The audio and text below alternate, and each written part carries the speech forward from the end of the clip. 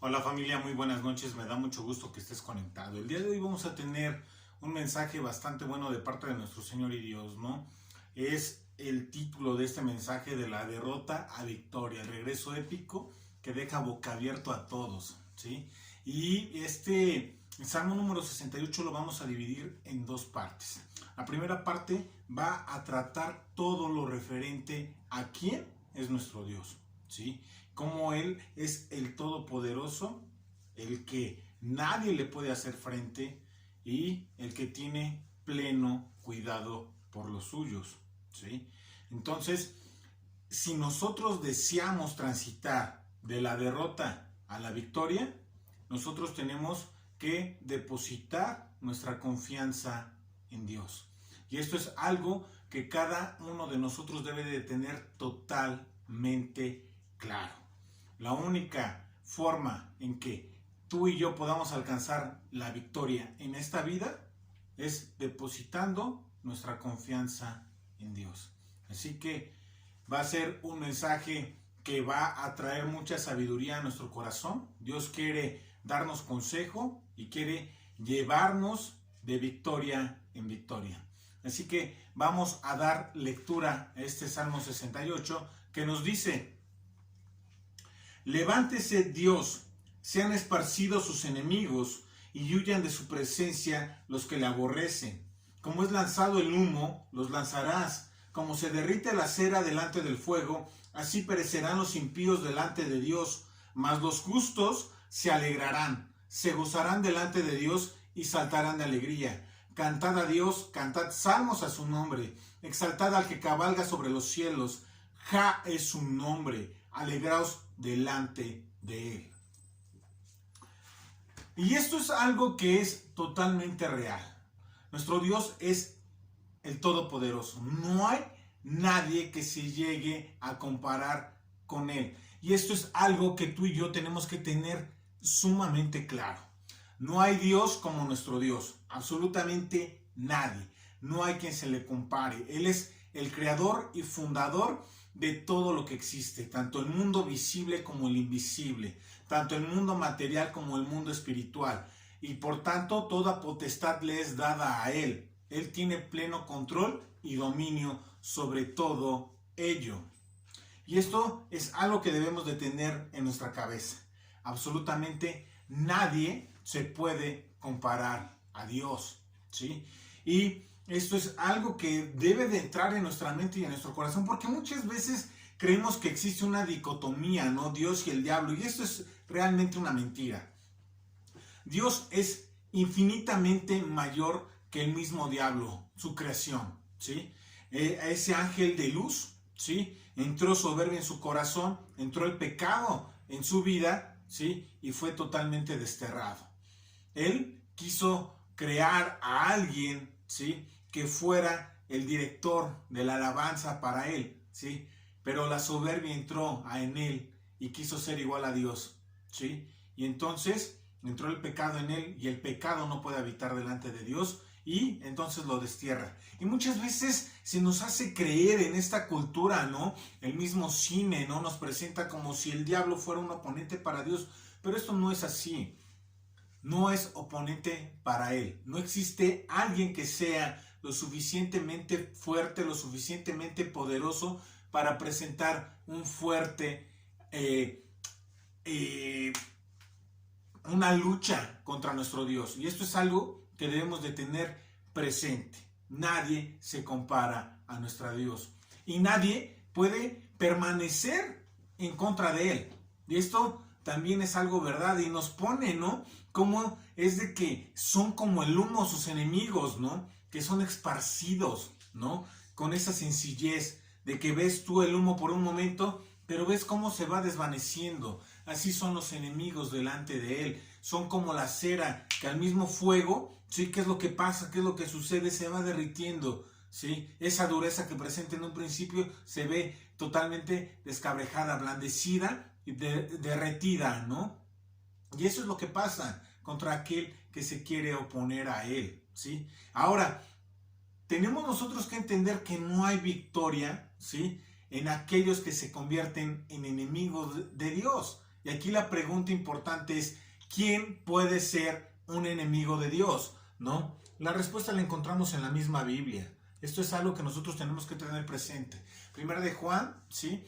Capítulo 2, versos del 15 al 17 nos dice, no amen al mundo ni las cosas que están en el mundo. Si alguno ama al mundo, ¿sí? El amor del Padre no está en él, ¿sí? Porque todo lo que hay en el mundo, los deseos de la carne, los deseos de los ojos o de la vista y la vanagloria de la vida, no provienen del Padre, sino ¿de qué? Del mundo. Y el mundo pasa y sus deseos, pero el que hace la voluntad de Dios permanece para siempre.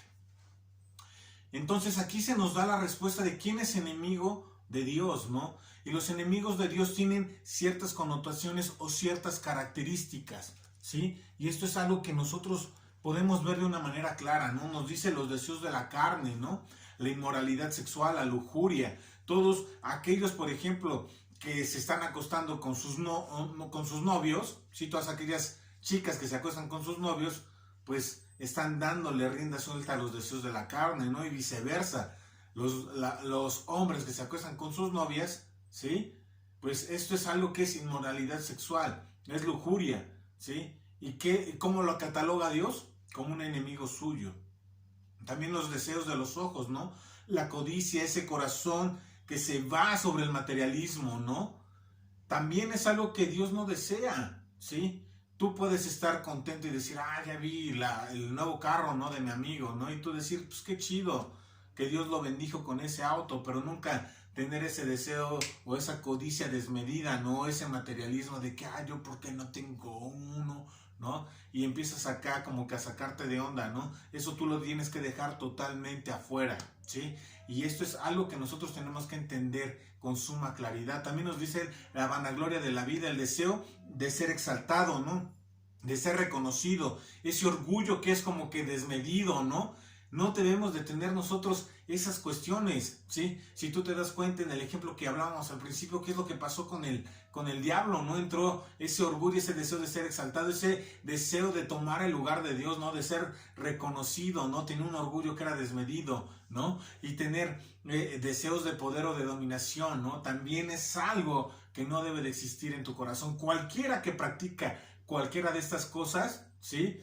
Es una persona que se ha convertido en enemigo de Dios, y lo dice de una manera muy clara, ¿sí?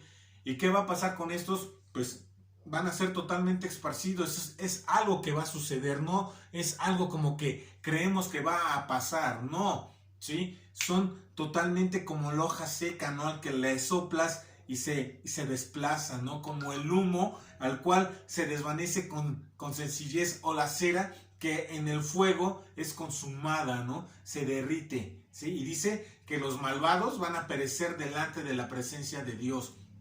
Y esto es algo que nosotros tenemos que tener muy presente, ¿sí?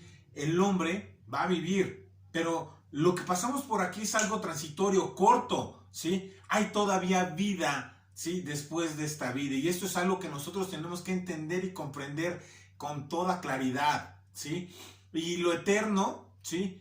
Es algo que nuestros ojos tienen que estar puestos ahí. Ahí tienen que estar nuestros ojos puestos, no en otra cosa, ¿sí? Muchas veces nos enfocamos en lo material. Tenemos el ejemplo en Lucas, ¿no? De un rico, ¿no? Que dice, voy a llenar mis graneros, ¿no? Y voy a construir otros y los voy a retacar, ¿no? Y después le voy a decir a mi alma, gózate, ¿no? ¿Y qué es lo que dice el Señor? Dice, insensato, no sabes que esta misma noche vienen por tu alma, ¿no? Y muchas veces nuestros ojos están en otras cosas donde no deben de estar. Perdemos el tiempo en estar enfocados en este mundo material, a lo que nuestros ojos o nuestros sentidos perciben. Pero nosotros tenemos que entender que hay algo más allá, ¿sí? La misma ciencia lo ha dicho, lo ha explicado, ¿no? Veíamos a los físicos como Einstein, que dice que hay una cuarta dimensión, ¿no? Es algo que va más allá de nuestro entendimiento, y esto es algo que nosotros tenemos que entender y comprender, ¿sí? Cualquiera que ama al mundo, ¿sí? Se hace enemigo de Dios. Y aquí la pregunta es, ¿tú eres un enemigo de Dios o eres amigo de Dios? ¿Qué es lo que más te gana? ¿Sí? Las cosas espirituales o las cosas que hay en este mundo, ¿sí? Y ahí es donde nosotros tenemos que prestar suma atención, porque lo de este mundo va a perecer, pero nuestro Dios permanece para siempre. Y esto es algo que tenemos que entenderlo con claridad, ¿sí? Y nos continúa diciendo, canten alabanzas, el verso 4, ¿no? ¿A quién? A Dios. ¿Y a quién? A su nombre, ¿sí? Canten alabanzas en alta voz al que cabalga sobre las nubes. Su nombre es el Señor. Alégrense en su presencia. Y me encanta cómo es que David te da ese título, ¿no? Su nombre es el Señor, ¿sí? Y a un Señor se le obedece y se le reconoce como su Señor, ¿sí? Y alguien que le reconoce a Dios como su Señor, entonces se entiende que Él es su siervo. Entonces, ¿quién se va a alegrar? ¿Quién se va a gozar? Solamente los siervos de Dios. Y aquí viene otra pregunta. ¿Eres siervo de Dios? ¿Estás sirviendo a la voluntad de Dios? Porque ahí es donde tienen que estar tus ojos y tu ganancia, ¿sí? Muchas veces alguien puede decir, es que yo no sé cómo es que ocupas tanto tiempo en las cosas de Dios y en lugar de estar trabajando y generando más dinero, ¿sí? Y tú dices, bueno, es que tu visión es demasiado corta, brother. ¿Por qué? Porque no estás viendo más allá. Es importante tener para las cosas aquí, por supuesto, pero mi Dios es mi sustento. Mi Dios es el creador del cielo y de la tierra. Mi Dios es el que pone el alimento en mi mesa, ¿sí? No soy yo, no son mis habilidades, no es mi inteligencia, mi raciocinio, ni mis contactos, ni mi alcance. No es absolutamente nada de eso. Es Dios el que se ocupa de mí, el que me da fuerza, me da salud, me da la vida, me da una familia, me da amor, me da paz. Y ahí están mis ojos, ¿sí? No en otro lado. Así que la próxima vez que alguien te quiera criticar porque inviertes tiempo en las cosas de Dios, tú tienes que darle a conocer quién es tu Dios, ¿sí? Y un siervo sirve, ¿sí? Alguien que no sirve es alguien que no es siervo, ¿sí? Y continuamos con los versos del 5 en adelante, a ver qué nos dicen, ¿sí? Y vamos a seguir analizando lo que Dios tiene para cada uno de nosotros. El verso 5 nos dice que Dios es padre de quién, de los huérfanos, ¿sí? Es defensor de las viudas. Este es Dios y su morada es santa. Y me encanta porque Dios tiene pleno cuidado, ¿sí? De la gente que nosotros podemos pensar que es vulnerable, ¿sí? Y realmente el tener un padre, ¿sí? El tener una madre, ¿sí? Es algo que es hermoso. Y podemos decir que es una bendición, es un regalo de Dios y que son una extensión del amor de Él, ¿sí? Así que el primer consejo que Dios puede darnos, ¿sí? Lo vemos en los mismos 10 mandamientos que Él otorga, ¿no? Y dice, honra a tu padre y a tu madre para que los días en esta tierra se alarguen, ¿sí? Y esto es algo que nosotros tenemos que entender, el poder rendir ese amor, ese respeto, ¿sí? A nuestros padres y tener esa conciencia plena. Primeramente, si tienes a tu padre y a tu madre, ¿sí? Tú puedes y debes de dar gracias por ello, ¿sí? Pero también si en algún, en algún lugar, ¿sí? O alguna persona, mejor dicho, ha perdido a su padre, ¿sí? Tenemos que entender esto. Dios se convierte en su padre, ¿sí? Y esto es algo que es maravilloso, ¿sí? ¿Y de quién es Padre Dios? ¿Sí? Porque esto es algo que tenemos que entenderlo, ¿sí? Dice que todos aquellos que creen en el nombre de Jesús les dio potestad ¿de qué? De ser hechos hijos de Dios, ¿sí?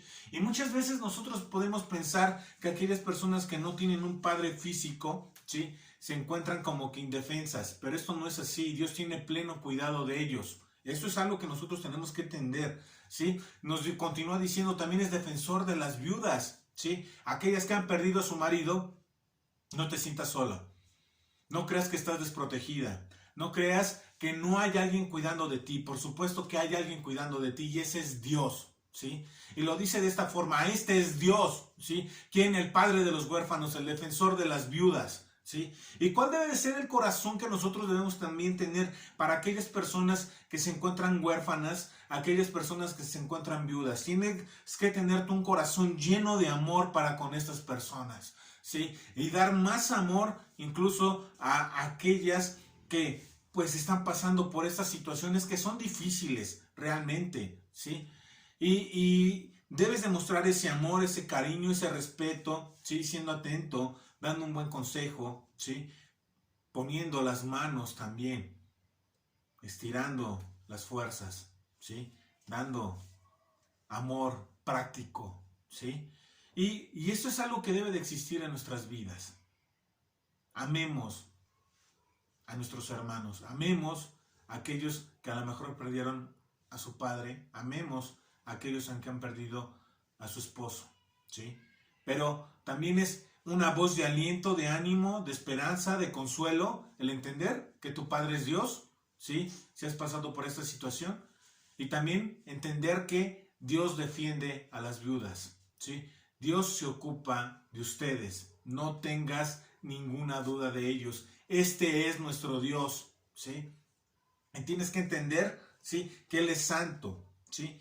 Y que Él es fiel y es justo y va a cumplir su palabra sin ninguna duda, ¿sí? También verso 6 nos dice, Dios ubica a los solitarios en familia, pone en libertad a los prisioneros y los llena de alegría, pero a los rebeldes los hace vivir en una tierra que es abrasada por el sol, ¿sí? Si tú te sientes solo, Dios te va a dar una familia. ¿En dónde? En la familia de Dios. Y esto es algo que tenemos que entender. Yo apenas hablaba con mi hijo Elías y yo le decía, aquí todos los niños que están, ¿sí? Son no solamente tus amigos, sino son tus hermanos. Y con esos ojos debes de verlos, ¿sí? No con otros ojos, sino con ojos de hermanos. Por lo tanto, tú vas a ser amoroso, tierno, servicial con ellos, ¿sí? Y te tienes que comportar de esta manera. Y este es el corazón que debe de existir en cada uno de nosotros. No existen personas que deban de caminar solos. Dios ha hecho una familia, ha hecho su familia y podemos caminar juntos, ¿sí? A una sola voz, y esa voz es la de nuestro Dios. Y esto es algo que tenemos que tener sumamente claro. No estás solo, tienes una familia. Y esta es la familia de Dios. También dice que pone en libertad a los prisioneros y los llena de alegría. Y el entender y comprender cómo es que Dios nos saca, ¿sí? Del pecado, de la maldad, nos saca de los vicios, ¿sí? De nuestra mala manera de vivir, ¿no? Rompe esas cadenas que nos aprisionaban y nos da una libertad en Él. Nos hace una nueva criatura y nos permite tener ese contentamiento, la victoria, la libertad que tú puedes encontrar en Dios está ahí. La victoria, ¿sí? Tú la puedes encontrar en Dios porque nuestro Dios es un Dios de victoria. Si tú dices, ¿es de qué me he sentido esclavo? Del alcoholismo, de la drogadicción, ¿sí? Del sexo, de las apuestas, ¿sí? Tú puedes encontrar esa libertad en Cristo Jesús. Simplemente tienes que venir y rendirte a su amor, a sus pies, ¿sí? Esto es algo que debe de existir en cada uno de nosotros. Pero también hay una consecuencia para aquel que dice, no, yo no quiero nada con Dios, ¿sabes qué? A mí no me interesa. Eso es para los viejitos, para cuando esté más grande, pues lo voy a pensar y tal vez en algún momento pueda yo hacerlo de esa forma, ¿no? Para nada, ¿sí? Dios dice que para los rebeldes los hace vivir en tierra que es abrasada por el sol. Es decir, les da un desierto en su vida. Y si para aquellos que se rinden a Él se muestra como un padre, ¿sí? Para ellos no va a ser así. Para aquellas viudas, ¿sí? Que están en oposición a Dios, Dios no va a ser su defensor. Para aquellos que se encuentran solos, Dios no les va a dar una familia. Para aquellos que se quedan prisioneros, Dios no les puede dar esa libertad. Debe de existir en tu corazón ese deseo de servir a Dios, de convertirte en hijo de Dios, de caminar en Dios, ¿sí? ¿Y qué es lo que va a hacer Dios? Pues va a darte estas bendiciones, te va a llevar de ese lugar, ¿sí? De derrota, te va a encaminar hacia la victoria, porque nuestro Dios es el Dios de victoria y la victoria se encuentra solo y únicamente en Él. Y esto es algo que tú y yo debemos de entender, ¿sí? Y nos hace recordar, dice, oh Dios, cuando sacaste a tu pueblo de Egipto, cuando marchaste a través de las áridas tierras, ¿no? baldías, ¿no? Y da un interludio ahí, ¿no? Dice, la tierra tembló, los cielos derramaron lluvia a raudales delante de ti, el Dios del Sinaí delante de Dios, el Dios de Israel. Enviaste lluvia en abundancia, oh Dios, para refrescar la tierra agotada. Finalmente allí se estableció tu pueblo y con una abundante cosecha, oh Dios, proviste para tu pueblo necesitado. Nosotros tenemos que entender que nuestro Dios es así, es un Dios que si te dice que va a hacer algo, lo cumple.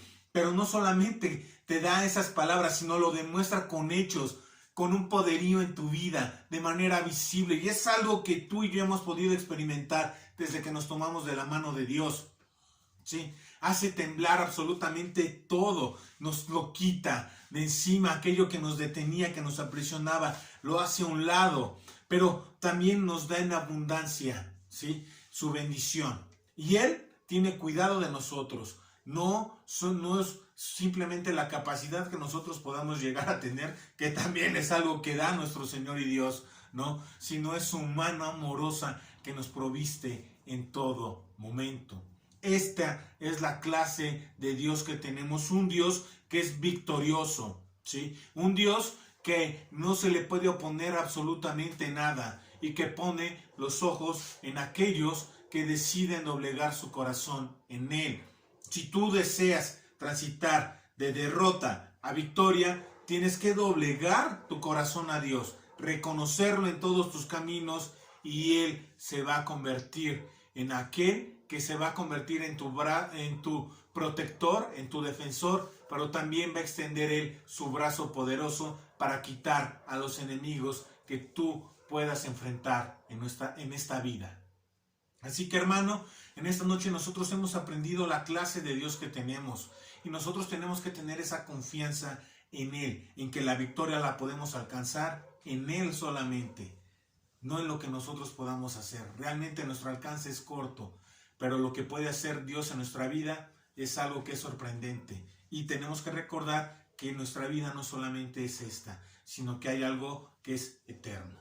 Así que, hermano, recuerda que el próximo domingo iniciamos actividades desde las 10, estamos estudiando el Espíritu Santo, te esperamos con mucho gusto, y a las 11 estamos estudiando la carta del apóstol Pedro, la primera carta. Así que te esperamos con mucho gusto, con los brazos abiertos.